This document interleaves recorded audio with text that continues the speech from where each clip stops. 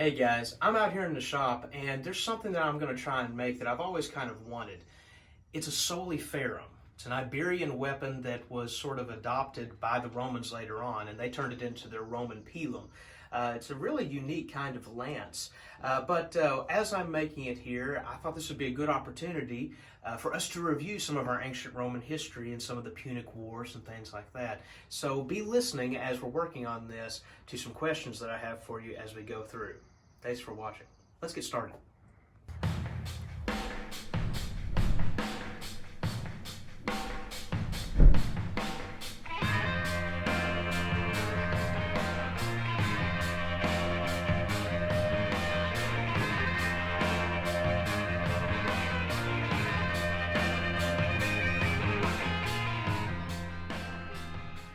So while the forge is heating up, let's do a quick review here of some ancient Roman history.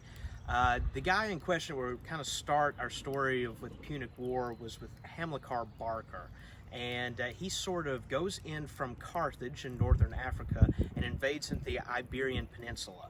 And from there, he kind of sets up a lot of well-known cities there, like Barcelona.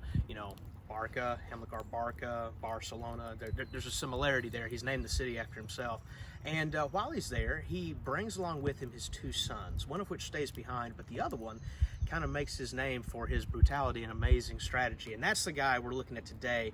His name's Hannibal. And Hannibal, he adopts this unique sort of weapon that was originally designed by the Iberian natives, that was already there, that he fought with. This is a weapon that's interesting. It's about, according to my research, it's about 5 foot long, and it's really got a unique little arrowhead point to it.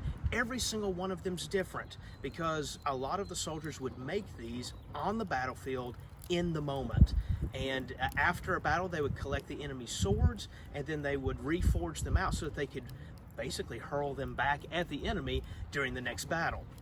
So this is a simple design, and it's really just one solid piece of iron with an arrowhead tip, and it was used as a javelin to be thrown from horseback or on foot. And it's kind of a neat thing. I'm excited to try and make one for the first time, and then afterwards, of course, we have to test it out. This right here is going to be the bar of steel that we're using. Now, we're making a Soli Ferrum. That's the Latin name for this weapon, and in Latin, soli means single, or just singular. It's by itself, and ferrum is referring to iron. This is not iron. We don't have iron, but this is steel, so it's pretty close. It'll be a little bit tougher for us. And so I really have a question for you guys, and this is going to be question number 1, review question number 1, and we're going to pull from science a little bit because history's a little bit of everything. So the Romans, they gave us some really cool stuff with the Latin language, and a lot of other languages branch off from it. We've talked about that. So here's my question to you. On the periodic table of elements, I would like to know what the symbol is for iron. Here's a hint. I stands for iodine. So what is the symbol for iron? That's what I want to know. That's question number 1.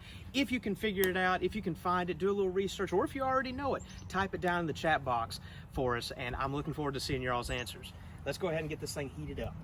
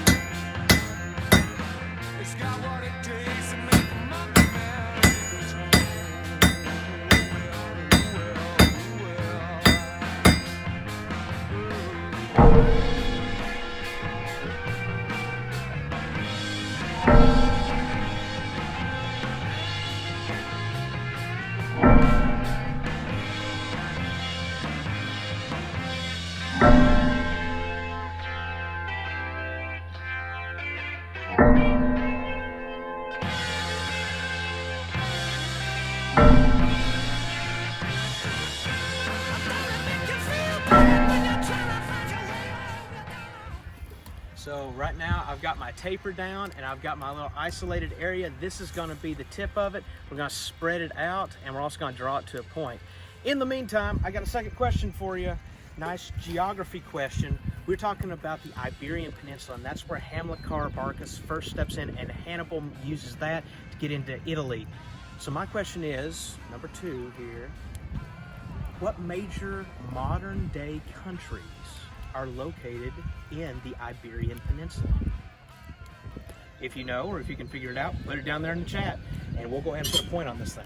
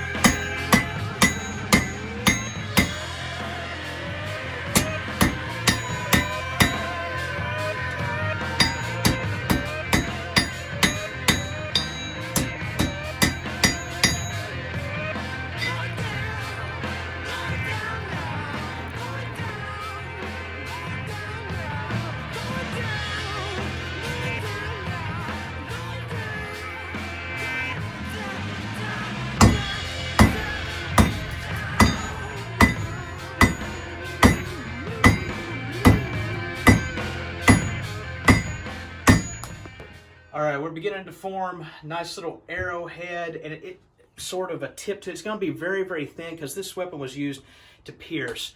And whenever they throw these things, it was actually from some unique animals. Here's question number 3 for you. Hannibal, he uses what very unique and surprising animal to just cause complete chaos whenever he's fighting against the Romans? If you remember it, or if you don't, research it, put it down in the chat box for me.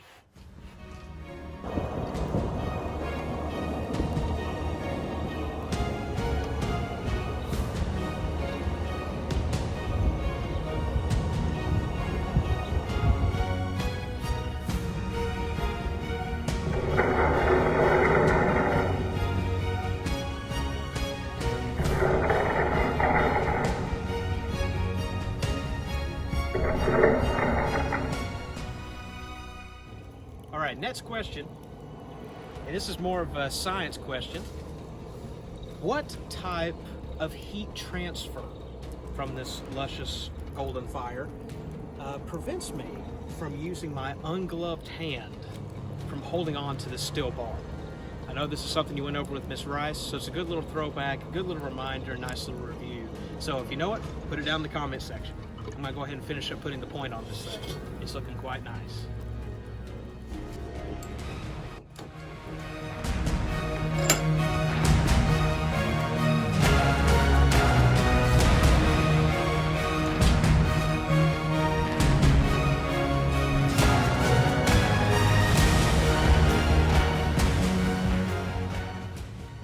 All right, guys, this is what we got so far. We've got just a nice leaf point, which is the most traditional and the typical design. And after all these were being made as the army is on the move, this is something that you whip together right before the fight. So keeping it simple is most historically accurate.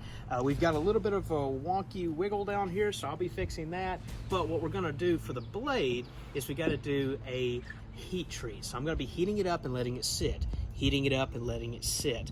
And we're basically relaxing the metal. I put a whole bunch of dings in it, and now we need to relax it. Just massage out some of the stress and the trouble.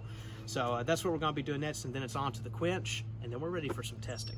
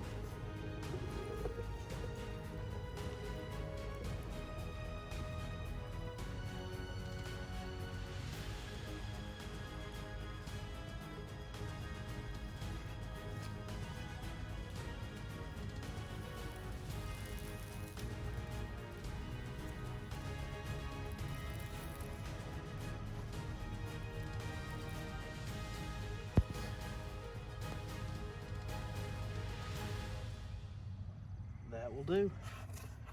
All right, we're gonna check and see if it's hard now. We gotta scrape it with a file.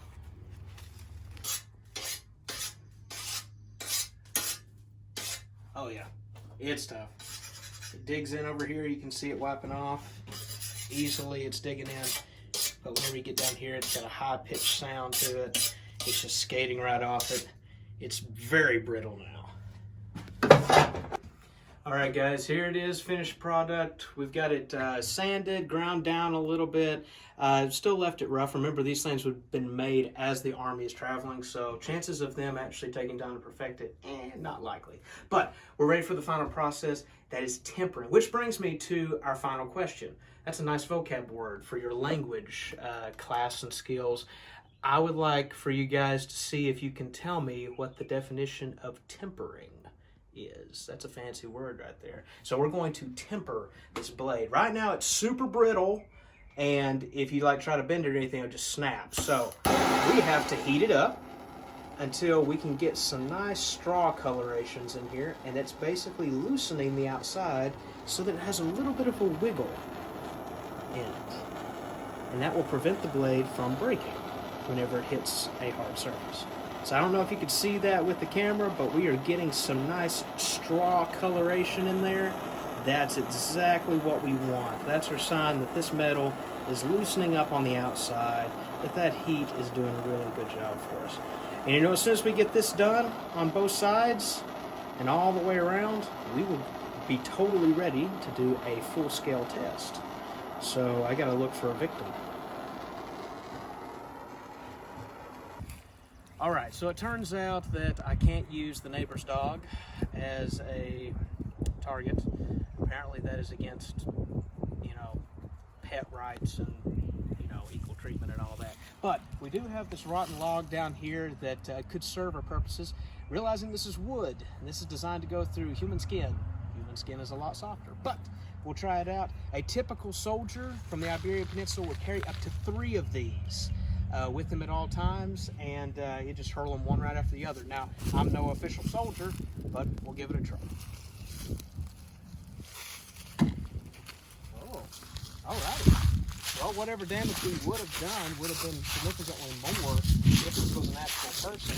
Let's check it out. My goodness. Okay, wow. It's quite a... it's still warm. Can't even get it out, man. That is indeed. Look at that. That almost went all the way through the tree. That's insane. Well, I don't know if I can ever get this thing back out again, but if I do, I'll probably keep it for a while. Thank you very much for joining us on the review session here. Hope you guys are having fun and you're staying safe. Remember, Corbin rocks.